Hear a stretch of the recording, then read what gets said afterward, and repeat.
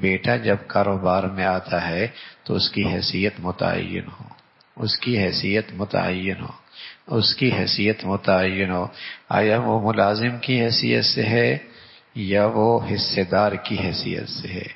اگر ملازم کی حیثیت سے ہے پھر اس کی مناسب تنخواہ مقرر کرنی چاہیے۔ کیوں؟ اس لیے کہ کل اگر دوسرا بیٹا شریک ہو گیا یا کل اگر والد کا انتقال ہو گیا اور اس کو صرف جیب خرچی ملتی رہی اور 20 سال 15 سال وہ والد کے ساتھ کاروبار میں شریک تھا، اب باپ کا انتقال ہو گیا تو اس مال میں تو وراثت تقسیم ہوگی۔ یہ نہیں کہہ سکتا کہ میں نے ابا کے ساتھ 15 سال تو کام میں کیا، میرا حصہ زیادہ ہونا چاہیے۔ نہ، شریعت نے جو حصہ مقرر کیا ہوگا وہی ملے گا۔ اب اس نے جو 20 سال 25 سال محنت کی، اس کا کیا ہوا؟ اس کا کیا ہوا؟ غلطی کہاں ہوئی کہ جب یہ کاروبار میں آیا تھا اس کی حیثیت مقرر نہیں کی تھی۔ اگر اس کی حیثیت ملازم کسی ہوتی اور اچھی خاصی سے تنخواہ ملتی رہتی تو ٹھیک ہے، اس نے اپنے ہر مہینے کی تنخواہ لی ہے، والد کے انتقال کے بعد شریعت کے مطابق تقسیم ہوگی، اور اس نے اگر 3 لاکھ 4 لاکھ ہر مہینے لیے تو اپنی مزدوری لے لی اس نے۔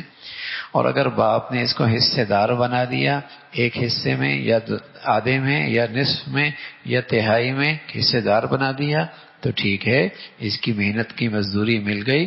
اب بقیہ جو حصہ ہے جو اس میں اس کا بھی حصہ ہوگا اور باقی جو اس کے ورثاء ہیں ان کی وراثت کا حصہ بھی ہوگا، اور اس کا اپنا حصہ جو اس کے شیئر ہیں اس کاروبار میں وہ الگ سے ہوں گے، اس میں وراثت جاری نہیں ہوگی۔ تو یہ بہت اہم بات ہے، بس اوقات اسے نظر انداز کیا جاتا ہے، اور جب والد کا انتقال ہوتا ہے تو بعد میں مسائل بہت کھڑے ہوتے ہیں۔ بیٹی کہتی ہے میرا حصہ، بیٹا کہتا ہے کاروبار تو میں نے ابا کے ساتھ کھڑا کیا ہے، کاروبار تو میں نے کھڑا کیا ہے۔ دوسری بہنہ کہتی ہے میرا حصہ، بھائی کہتا ہے کاروبار تو میں نے کیا سارا، تمہیں کیسا حصہ ملے گا؟ ٹھیک ہے، ان چیزوں میں حصہ ہو، کاروبار میں کوئی حصہ نہیں، یہ تو میں نے کیا ہے۔ چھوٹے بھائی بعد میں کاروبار میں شریک ہوئے اور یہ بھائی 40 سال سے کاروبار میں شریک تھا، اب دونوں میں وراثت ایک جیسی، اب اس 40 سال کی محنت کا بدلہ کہاں گیا؟ غلطی کہاں ہوئی؟ جب کاروبار میں آئے تھے اس کی حیثیت مقرر نہیں کی تھی، اس کی حیثیت مقرر نہیں کی تھی۔ اور بھائی یہ معاملہ کوئی معمولی نہیں، معاملہ حرام حلال کا ہے، معاملہ حرام حلال کا ہے۔ اللہ نہ کرے کسی کا 1 روپیہ بھی میرے حصے میں آیا، کل قیامت میں بعد پرس ہوگی۔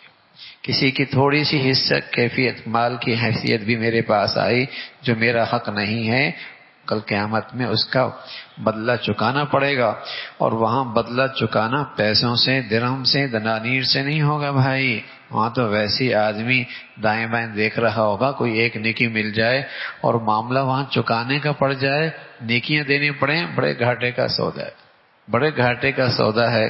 تو معاملات بہت صاف ہونے چاہیے، معاملات بہت صاف ہونے چاہیے۔